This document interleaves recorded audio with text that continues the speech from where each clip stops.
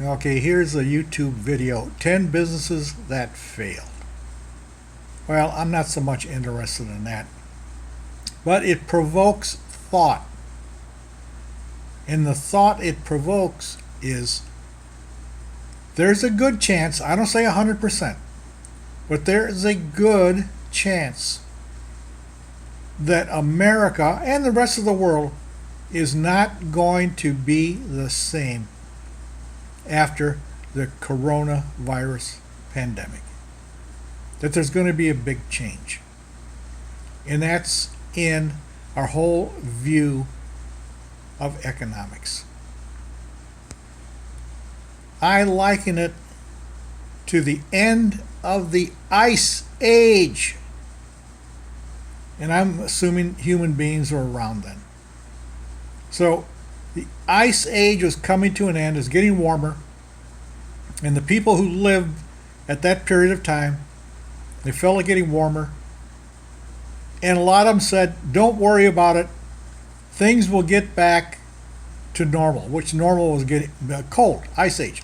Don't worry about it, in a couple of months, this heat will go away, and we'll be right back in the Ice Age. So don't throw away your boots, scarves, and your buffalo hides. Yes, we're having a warming trend, but we will return to normal. What's normal? Normal is the Ice Age. Well, the Ice Age ended, and those people who were waiting for the Ice Age to return, they got tired of waiting and just died. Because the Ice Age still hasn't come back.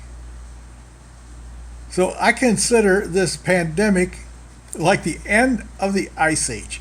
Everyone's saying, oh yeah, we'll be back to normal. We'll be back to normal in 3 or 4 months. Normal. Taking cruises, going to Disney World, going to ballparks, going to basketball games, having our conventions.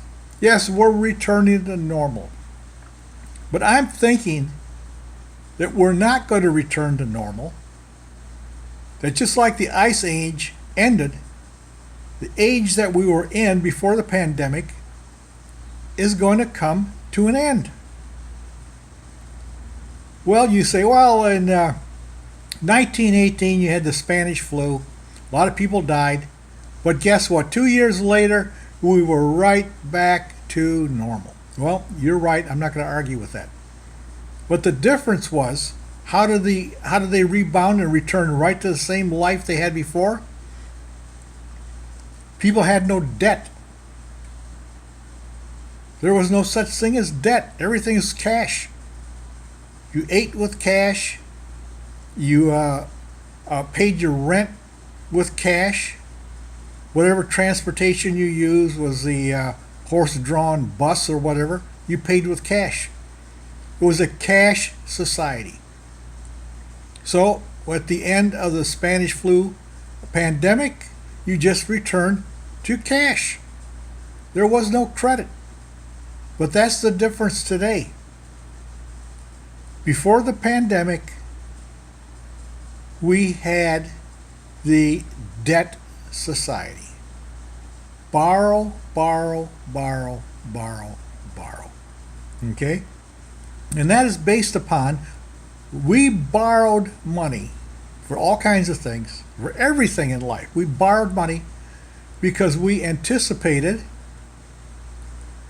that we were going to be able to pay our debts.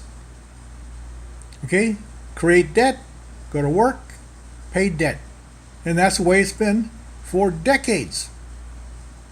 Now it's suddenly hit that the inconceivable has arrived. That nobody can pay their debts. Nobody can pay their debts. So we say, well, we'll return in 4 or 5 months and the people will just go back into debt again. Psychologically, they're not going to do it. They're going to be afraid of debt. Yes, it would be good if we returned to the way it was before the pandemic, which was a lot of debt. But how do you handle the fear? People don't want any more debt. They're afraid that something like a pandemic is going to come again and catch them with their pants down with all that debt. So this is an age that's coming to an end, the age of debt. It may come back, but it's going to take a long time because you have to get rid of the fear of debt. And that is going to be the huge hurdle.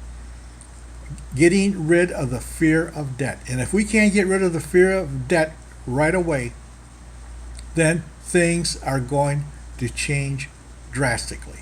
Just like we went from the ice age to the age we're in now and never went back.